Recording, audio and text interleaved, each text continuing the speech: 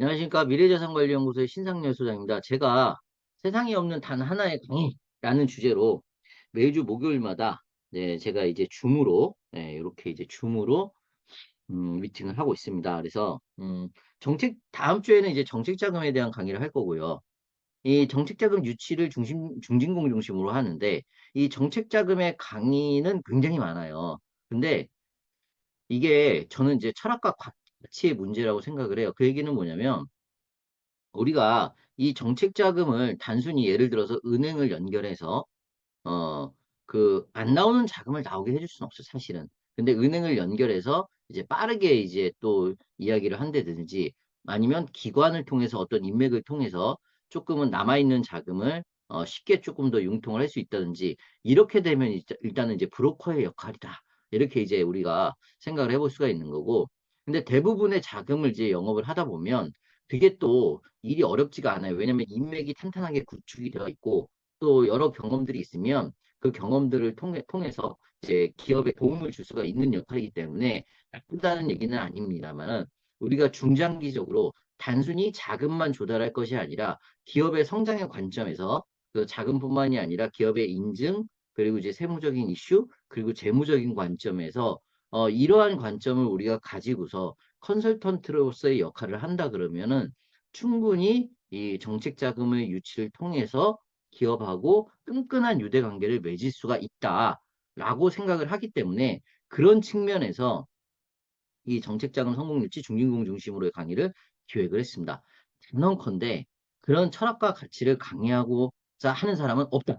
왜냐하면 뭐 자금 1억 나오면 컨설팅 수수료 얼마 주세요. 그 다음에 뭐 보험으로 얼마를 뭐 가입을 해야 됩니다. 뭐 이런 명목으로 대부분은 영업을 하고 있고 또 그렇게 해야만 먹고 살기 때문에 대부분이 그렇게 되어 있고 그러다 보면 이제 뭐 조금 더 고액으로 수수료나 보험의 영업을 한다든지 이런 분들이 상당히 업계에는 많습니다. 그렇기 때문에 음, 정말 기업의 입장에서 역지사지의 입장에서 생각을 해볼 수 있냐라고 했을 때 상황상 어렵다라고 보는 거죠. 그렇기 때문에 이러한 이제 강의를 실제적으로 우리가 기업과의 유대 관계를 끈끈하게 가져갈 수 있는 방법으로서의 고민을 할 만한 어떤 시간적인 여유랑 이런 것들이 없다라고 보고요. 그렇기 때문에 제가 저는 항상 이제 좀 다른 방식으로 늘 생각을 해왔고 그 다른 방식이 세상에 통용된다라는 걸 제가 늘 증명을 해왔습니다. 그래서 세상에 없는 단 하나의 강의. 그러니까 이전에 제가 첫 번째 강의 시간에 뿌리 기업을 했고요. 뿌리 기업. 그다음에 두 번째 강의 시간에 창업 기업 전략을 짰어요. 이 두 강의의 블로그 댓글이나 이 강의를 들어보신 분들의 후기를 들어보시면 세상에 없는 단 하나의 강의가 맞다라고 인정을 하셨습니다. 그래서 이 정책 자금도 우리가 물론 알고 있지만 중진공의 뭐 신청 절차, 그다음에 뭐 정책 우선도 평가 알고 있지만 이 정책 자금을 갖고서 우리가 기업의 컨설팅을 어떻게 해 나가야 될 것인가는 어, 정말 제 강의를 듣지 않으면 모르는 부분이다라고 저는 단언컨대 말씀드릴 수 있습니다. 자, 목차를 간단하게 설명을 드리면요. 정책 자금 종류와 예산 편성 현황. 요거 아주 이제 기본적인 겁니다. 음. 근데 이제 각 기관의 차이점이 있어요. 그래서 뭐 신부, 기부, 중진공, 뭐 재단 이런 것들이 있는데 우리가 어디를 먼저 가고 또 어떻게 우리가 접근해야 될지에 대해서 이제 설명을 하고요. 융자 보조금 R&D 자금의 차이점이 있습니다. 그래서 사실 자금의 꽃은 R&D인데 모든 기업이 기술 개발을 할 수 있는 것은 아니니 그리고 또 예산도 줄었잖아요. 물론 내년에는 늘어납니다만은 그래서 우리가 어떤 자금을 조달할 것이냐 이건 굉장히 중요한 얘기예요. 재무관적인 관점에서도 채권을 발행할 것이냐, 아니면 뭐 투자를 받을 것이냐, 뭐 이런 거 굉장히 중요하잖아요. 그래서 융자, 보조금, R&D 자금, 투자, 네. 어떤 것이 우리 기업의 지금 상황에서 필요한 것이냐를 이제 점검해 보는 거고요.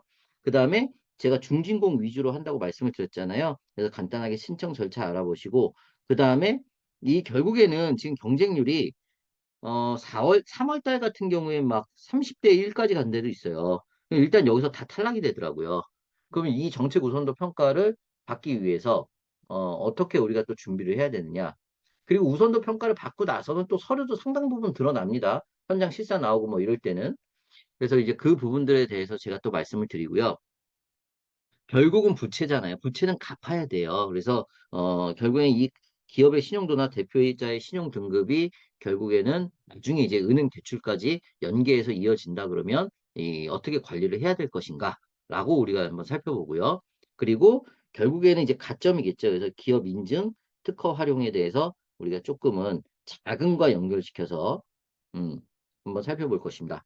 자, 그리고 마지막에서는 이제 사례들. 그래서 시설 자금, 그다음에 운전 자금, 그리고 실패했는데 이제 다시 도전해서 성공한 구체적인 사례 위주로 해서 자, 세상에 없는 단 하나의 강의.